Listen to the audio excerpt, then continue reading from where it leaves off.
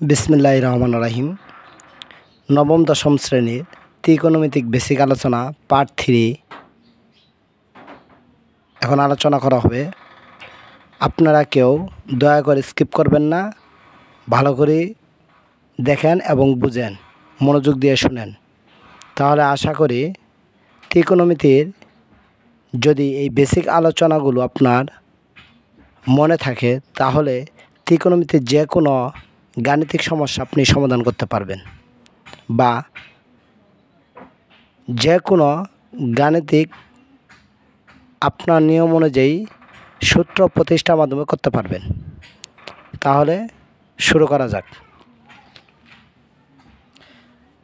সমকোণী ত্রিভুজ পিথাগোরাসের উপপাদ্য অনুযায়ী, এই সমকোণী ত্রিভুজটা মূলত পিথাগোরাস উপপাদ্য যা আছে এই পিথাগোরাসের উপপাদ্য অনুযায়ী আমরা জানি যে সমকোণের অপোজিট সাইডে যে বাহুটা থাকবে বড় সেটাকে হলো অতিভুজ, এবং কি আমরা জানি যে অতিভুজ এসি সংলগ্ন কোণটা যেখানে লেগে থাকবে সেটা হলো ভূমি, এবং অপর সাইডে যে বাহুটা থাকবে তার নাম হলো লম্ব। তাহলে আমরা জানি যে অতিভুজ স্কোয়ার সমান সমান লম্ব স্কোয়ার প্লাস ভূমি স্কোয়ার। সমকোণ ত্রিভুজ চিত্র অনুযায়ী পিথাগোরাসের উপপাদ্য অনুযায়ী আমরা বলতে পারি অতিভুজ স্কোয়ার সমান সমান লম্ব স্কোয়ার প্লাস হলো ভূমি স্কোয়ার।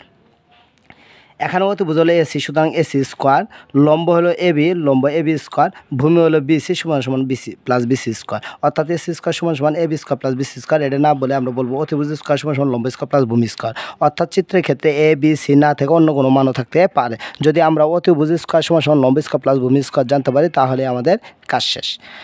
এরপরে যদি এই স্কোয়ারটা আমরা উঠায় দেই তাহলে এই অতিভুজ যদি শুধু অতিভুজের মান চায়, অনেক ত্রিকোণমিতিক গাণিতিক সমস্যার ক্ষেত্রে অতিভুজের মান চায়, তাহলে সেই অতিভুজের মানের ক্ষেত্রে আমরা অতিভুজ যদি সরাসরি নির্ণয় করতে চাই তাহলে সেক্ষেত্রে এই স্কোয়ারটা আমরা উঠাই দেবো। তাহলে স্কোয়ার রুট দিলে হল রুট ওভার দিয়ে কাজ করব।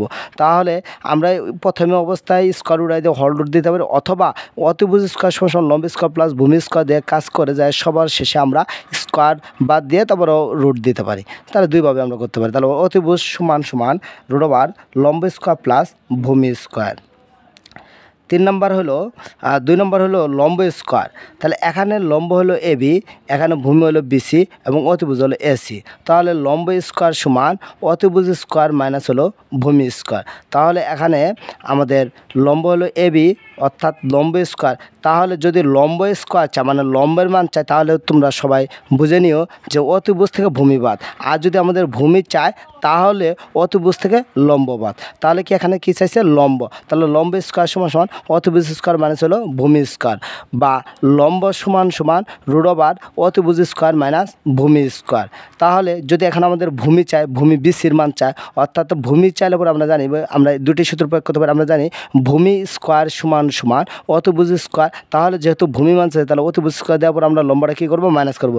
এই ক্ষেত্রে আমাদের একটা মনে রাখার বিষয় হলো যখন সব থেকে বড় বাহু অথবা অতিভুজ চাও তখন ওই অপর দুই বাহুর বর্গের সমষ্টি হবে, এবং কি যদি ভূমি চাও অথবা লম্ব চাই সেই ক্ষেত্রে অতিভুজ থেকে অতিভুজের বর্গ থেকে লম্ব স্কোয়ার বাদ দিলে হবে ভূমি, এবং অতিভুজের বর্গ থেকে যদি আমরা ভূমি বাদ দিই তাহলে লম্ব, তাহলে অর্থাৎ লম্ব বাদ দিলে ভূমি আসবে আর ভূমি বাদ দিলে লম্ব আসবে। সুতরাং আমরা ভূমি স্কোয়ার বলতে পারি অতিভুজ স্কোয়ার মাইনাস লম্ব স্কোয়ার, অথবা ভূমি সমান সমান রুট ওভার অতিভুজ মাইনাস লম্ব স্কোয়ার। তাহলে ভূমি সমান সূত্রকে হল রুট অতিভুজ স্কোয়ার মাইনাস লম্ব স্কোয়ার। ষড়ভুজ দ্বারা ত্রিকোণমিতির সূত্র প্রতিষ্ঠা। এই ষড়ভুজ দ্বারা আমরা এই এই ত্রিকোণমিতির ক্ষেত্রে নবম অধ্যায়ে পুরাতন যারা কারিকুলাম তাদের জন্য 9.1 এবং 9.2 জন্য এই ত্রিকোণমিতি মানগুলো লাগবে, এবং নতুন কারিকুলাম যারা তাদের জন্য পরিমাপের ত্রিকোণমিতির ক্ষেত্রে এই সূত্রগুলো লাগবে। যেমন ষড়ভুজটা এঁকে নেই।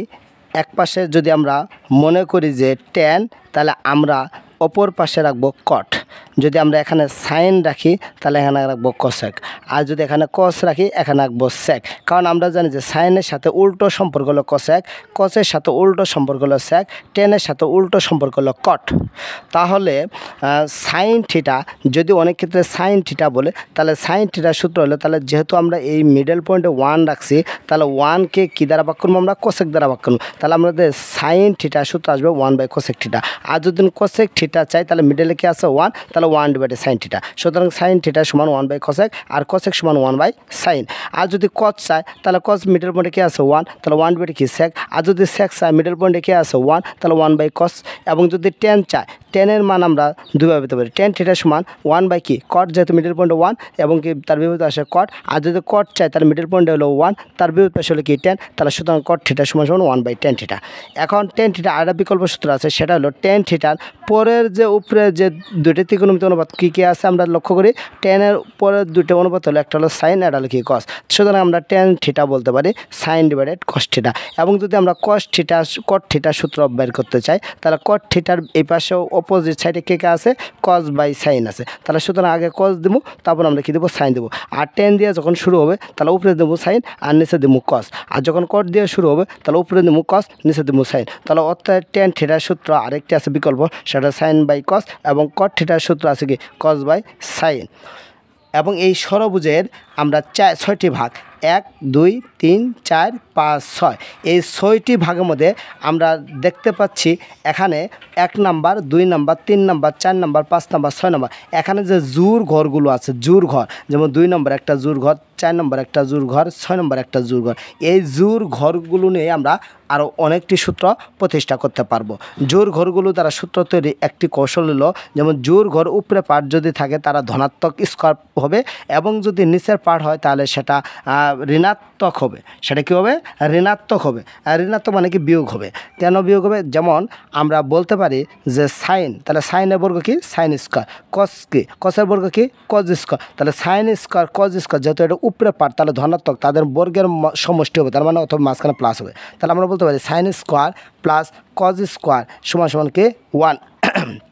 তাহলে আমরা জানতে পারলাম sine square plus cos square মান 1। কেন প্লাস হলো দুইটা বর্গের মাঝখানে? কারণ যেহেতু এটা উপরের অংশ অর্থাৎ ধনাত্মক, সেই ক্ষেত্রে আমরা মিডল পয়েন্টে যেহেতু 1 আছে, তাহলে আমরা বলতে sine square plus cos square সমান কি 1। এখন আমরা গাণিতিক নিয়মে করতে পারি যে সাইন স্কোয়ার রাখলাম, এ পাশে প্লাস কজ স্কোয়ার, এ পাশে দেয় কী হবে মাইনাস কজ স্কোয়ার হবে, অর্থাৎ সমানে এ পাশে প্লাস কজ স্কোয়ার সমানের পাশে মাইনাস কজ স্কোয়ার। তাহলে sine square theta equal 1 minus cos square theta. তাহলে যদি আমি সাইন স্কোয়ার রাখি তাহলে 1 মাইনাস কজ স্কোয়ার হয়। আমি এখন যদি এই পাশে কজ স্কোয়ার রাখি তাহলে এই পাশে প্লাস সাইন স্কোয়ার, ওই পাশে দেয় কী হবো মাইনাস সাইন স্কোয়ার। সুতরাং আমরা এই দুইটি সূত্র, একটি সূত্র দ্বারা আমরা আরও দুটি সূত্র তৈরি করতে পারলাম। কিন্তু আমরা আরেকটি সূত্র তৈরি করতে পারবো। কীভাবে তৈরি করতে পারবো?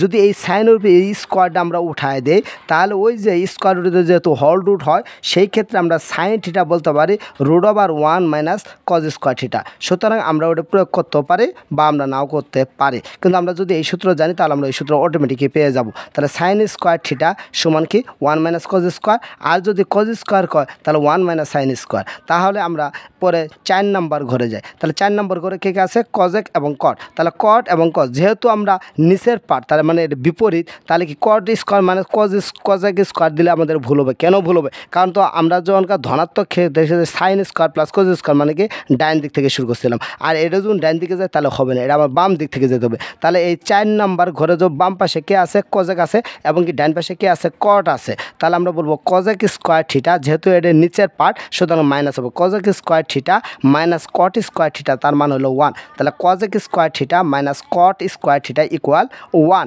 তাহলে আমরা এই কজেক স্কোয়ার থিটা যদি আমরা মান বের করতে পারি, তাহলে এই পাশে মাইনাস কট স্কোয়ার, ওই পাশে কী হবে প্লাস কট স্কোয়ার, অর্থাৎ কজেক square theta equal 1 plus cot square theta. তাহলে আমরা এখন যদি কাজ করি, তাহলে এই কট স্কোয়ারের মান যদি চাই, তাহলে এই কট স্কোয়ার যদি আমি এই পাশে রাখি, তাহলে এই পাশে +1, এই কজেক স্কোয়ারের সাথে মাইনাস হবে। সুতরাং কট স্কোয়ার থিটা সূত্র হবে কজেক স্কোয়ার থিটা মাইনাস হলো 1। তাহলে আমরা বলতে পারি কট স্কোয়ার থিটা সমান কজেক স্কোয়ার থিটা মাইনাস হলো 1। তারপরে আমরা 6 নম্বর ঘরে যাই। 6 নম্বর ঘরে আমরা আবার দেখতে পাচ্ছি 6 নম্বর ঘরে যে কোনায় কোনায় রয়েছে sec এবং tan। তাহলে আমরা তো বলছি এটা নিচের পার্ট, তাহলে কি এই দিক থেকেই যাবে। তাহলে যদি এই দিক থেকে যায়, তাহলে এই দিক থেকে আমাদের কি sec square minus tan square, sec square minus tan square. tan থেকে আমরা sec আসতে পারবো না, sec থেকে tan এবং cosec থেকে cot, sec থেকে tan cosec থেকে cot। তাহলে আমরা বলবো sec square theta minus tan square theta যার মান হলো 1। তাহলে sec square theta minus tan square theta যার মান হলো কি 1। তাহলে আমরা সেক স্কোয়ার থিটা যদি এই পাশে রাখি তাহলে এই পাশে মাইনাস টেন স্কোয়ার অফিসে কী হবো প্লাস। সুতরাং এটাও আমরা বলতে পারি, এটাও একটা সূত্র যে sec square theta equal 1 plus tan square theta. Sec square থিটার সূত্র কী হবে, তখন বলতে হবে যে 1 প্লাস টেন স্কোয়ার থিটা। আর আমি যদি এই পাশে টেন স্কোয়ার থিটা রাখি তাহলে এই পাশে 1 প্লাস অবস্থায়, তাহলে এই পাশে কী হবে মাইনাস, কার সাথে মাইনাস হবে, সেক স্কোয়ার সাথে মাইনাস হবে। তাহলে সেক স্কোয়ার মাইনাস 1 সমান সমান কি টেন স্কোয়ার থিটা, অথবা টেন স্কোয়ার থিটা সমান সমান কি সেক স্কোয়ার মাইনাস হলো 1। এইভাবে আমরা এই ষড়ভুজ দ্বারা আরও অনেকগুলো সূত্র প্রতিষ্ঠা করতে পারবো, কিন্তু আমাদের যে সূত্রগুলো বিশেষ প্রয়োজন বেশি দরকারি সেই সূত্রগুলো নিয়ে আলোচনা করা হলো। তাহলে আজকে আমার এই ষড়ভুজ এবং সমকোণী ত্রিভুজের সাহায্যে পিথাগোরাসের উপপাদ্যের সাহায্যে যে অঙ্কনগুলো করলাম, যদি তোমরা বুঝে থাকো এবং আমার ভিডিওটি তোমরা যদি বারবার ভালো করে দেখো এবং মনোযোগ দিয়ে তোমরা সেই নিয়ম অনুসারে ফলো করে তোমরা অঙ্কগুলো করো, তাহলে আমি আশা করি গাণিতিক কোনো সমস্যা হওয়ার কথা নয়। ত্রিকোণমিতি আমরা পরের পার্টে ত্রিকোণমিতিক অনুপাতের মানগুলো কীভাবে বের করব তা জানতে পারবো। পরের ভিডিওটি দেখার জন্য সকলকে আমন্ত্রণ করা হলো। সকলকে আমার সালাম জানিয়ে এখনই শেষ করছি। আসসালামু আলাইকুম।